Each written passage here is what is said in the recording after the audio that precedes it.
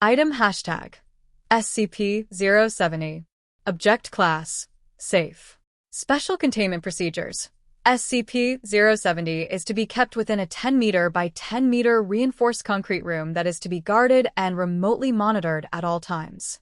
This room must always be well-stocked with non-perishable food and water. See Document 070-IC for a complete inventory of these items, as well as basic amenities for humanoid SCPs. Security personnel assigned to SCP-070 are to carry sticky foam guns in addition to standard armaments. Structural integrity of SCP-070's containment room is to be checked twice daily. In case of excessive structural damage, SCP-070 is to be incapacitated and relocated to a nearby backup containment room, as described above. If a reinforced concrete room of sufficient strength is not available, SCP-070 may be temporarily contained in a cell of stronger material until another concrete room can be prepared. SCP-070 is to be given sedatives and painkillers on request, but no more than maximum dosages determined by Dr. Demount. Personnel who enter SCP-070's containment room for any reason must be unarmed and should wear puncture-resistant body armor. Armed guards must remain outside and out of sight of SCP-070. In case of containment breach due to somnambulism, security personnel are to alert site administration, place food and water in the apparent path of SCP-070, and maintain a clear zone of 25 m around SCP-070. In any other case of containment breach, or if SCP-070 becomes violent during somnambulism, personnel are authorized to incapacitate SCP-070 using sticky foam. Care must be taken to avoid smothering SCP-070. Because SCP-070 reflexively responds violently to injury or attack, security personnel should refrain from using lethal force or otherwise injuring SCP-070, if at all possible. Description: SCP-070 appears to be a human male of Native American descent, with a normal appearance save for a pair of rusty metal wings emerging from his back. Each wing is composed of several flat iron bars about 6 centimeters wide connected end-to-end by rotating rivets to form an articulated length of metal over 2 meters long. Hanging from these bars are chains of various lengths, 22 on each wing, each tipped with a barbed arrowhead. SCP-070 appears to have no other anomalous properties besides these wings. The wings of SCP-070 appear to act independently of the person they are attached to, and SCP-070 has stated repeatedly that it has no control over them.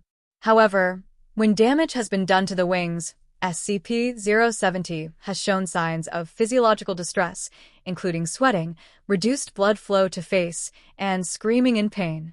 The wings have been observed to fold and expand, shoot out and whip its chains at high speed, both individually and collectively, and anchor its arrowheads into concrete, wood, and like materials. While SCP-070 has not displayed any overt hostility to personnel, it will often react violently to perceived threats by lashing its chains out at assailants and wrapping its chains around its body in a defensive posture. The most effective means of subdual has proven to be sticky foam, non-lethal weaponry, which can reliably ensnare SCP-070's chains from a safe distance. Despite their rusted appearance, the wings and chains of SCP-070 are as strong as high-quality alloy steel. However, they are also as dense as steel, and SCP-070 cannot move about as a normal human due to the weight of its wings. As yet, SCP-070 has been unable or unwilling to use its wings to facilitate human locomotion.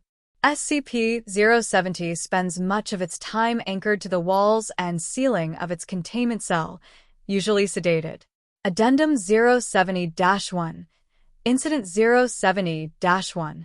At 3:36, SCP-070 breached containment.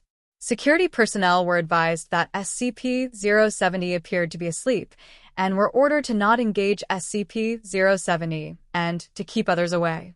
By lashing and anchoring chains into the walls and ceiling in front of it, SCP-070 was able to carry itself, still apparently asleep, through sight. SCP-070 broke into the food stores of Canteen 4 and proceeded to gorge itself on the available food and water. Almost 19 minutes later, apparently sated, SCP-070 returned to its containment room. At no time did SCP-070 appear to wake up. SCP-070 claimed no knowledge of the event afterward. Addendum 070-2. Personal background.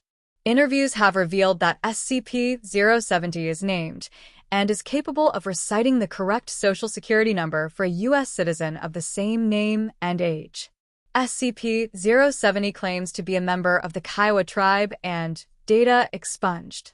SCP-070 claims to not know how the wings came to be, only remembering waking up in a scrapyard with them after taking a lot of peyote the night before.